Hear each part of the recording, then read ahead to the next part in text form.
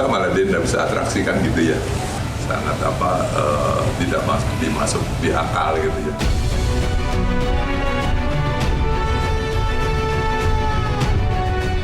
Ini jelas bahwa mereka ada di belakang itu ada sesuatu dan kenapa mereka mengincar Tessy. Dia minta sama orang tua saya dan saya dimasukkan ke mobil, dikunci, saya menangis, saya teriak panggil mama. Dibawa ke sirkus, saya disuruh nonton sirkus dan saya tuh takut ngelihat banyak anak-anak kecil di sana juga yang dilatih, digebukin, itu saya takut, nangis, saya minta pulang.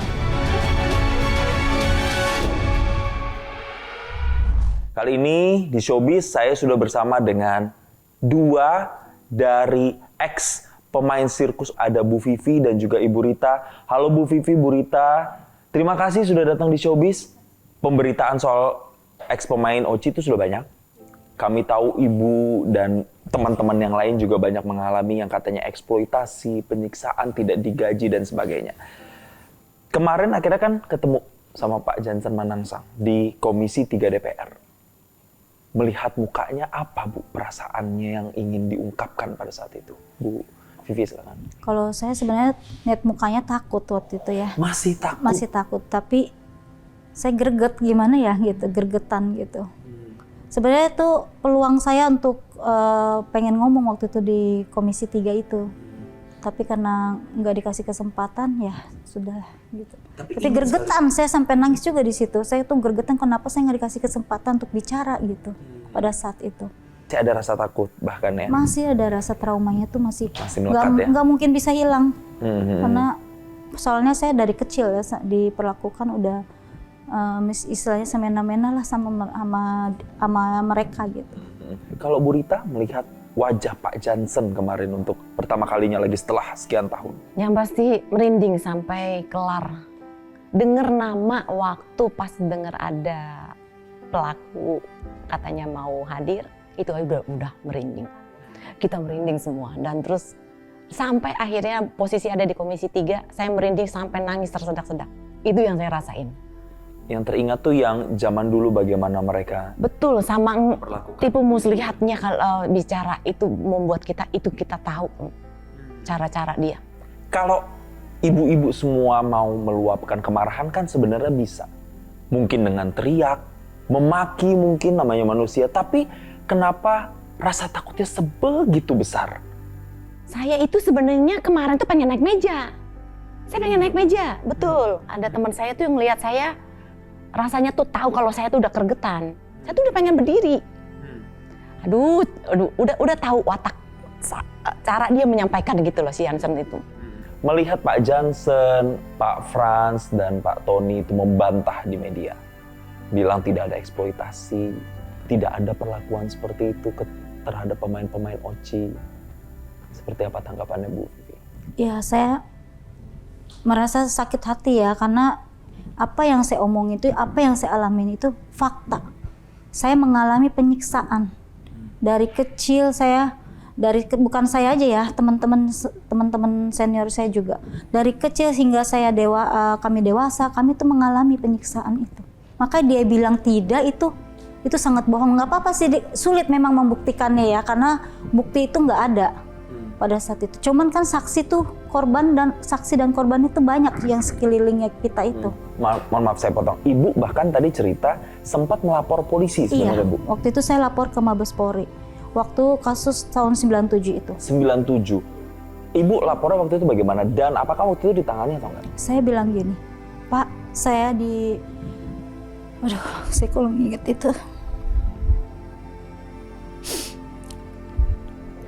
Saya bilang, Pak, saya dipukulin. Saya tidak tahu orang tua saya. Saya nggak punya identitas. Saya bilang, saya karena dari kecil sudah diangkat sama yang namanya keluarga Manangsang ini dan Sumampau. Terus kamu dipukul, disiksa? Iya. Kamu punya bukti nggak, bukti visum? Saya bilang, bukti visum Pak, bukti visum itu seperti apa? Saya bilang, saya tuh nggak ngerti kan. Bukti visum itu seperti apa Pak? Terus dia jelasin, bukti visum itu katanya kalau kamu dipukulin tuh ada bekasnya. Saya bilang, oh itu nggak ada Pak, karena kami tuh nggak ngerti visum dan itu kejadian sudah beberapa tahun yang lalu.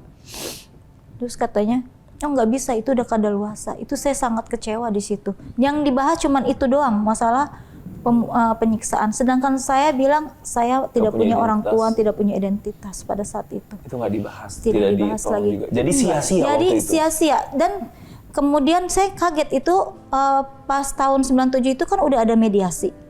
Sempat udah ada mediasi kekeluargaan. Tapi itu kekeluargaannya cuma dilaksanakan buat anak-anak yang di bawah saya. Karena waktu saya kabur itu masih ada anak-anak yang umurnya di bawah 15 tahun. Saya bilang, Pak Tony sempat nanya apa yang saya mau. Saya bilang saya minta anak-anak itu digaji, tidak disiksa, disekolahkan, jangan seperti saya. Saya bilang saya yang mengalami yang sakit penyiksaan dari kecil itu sampai saya dewasa, saya bilang gitu. Terus apalagi saya pengen tahu orang tua saya. Terus katanya kamu tuh dikasihkan sama seorang ibu-ibu seumur kamu 2 tahun dan dikasihkan ke ibunya yang bernama Ibu Tuti yang sudah almarhum. Waktu itu Pak Tony bilang gitu. Terus identitas saya Pak, identitas kamu saya nggak tahu, dia bilang. Terus apalagi, terus saya bilang selama saya bekerja di sana hingga dewasa saya belum pernah mendapatkan hak saya bilang gitu. Ya udah nanti diselesaikan secara kekeluargaan. Hak apa sih yang mau ibu tuntut waktu itu? Saya minta orang tua, pengen tahu orang tua dan identitas nomor, karena itu penting buat saya. Karena saya mau nikah itu sulit ditanyain. Orang tua kamu namanya siapa? Saya bilang saya nggak tahu. Terus bintinya, orang tua aja saya nggak tahu, apalagi bintinya. Umur aja berarti nggak jelas nggak itu. jelas nih Iya. yang sekarang. Nggak jelas. Kira-kira berarti ya Bu ya? Iya, kira-kira aja. Gitu. Coba kabur mungkin dari Bu Rita dulu. Kenapa Iya, kabur Bu? Saya bahkan saya kabur setelah 10 tahun saya tuh kabur. Jadi 10 tahun bergabung di OCI, habis itu di tahun ke-10 di salah satu show ya tadi ya waktu itu pas cerita. Di posisi saya tuh kabur. Kalau nggak salah saya ingat saya itu posisi ginting-gintingnya di Medan. Di Medan.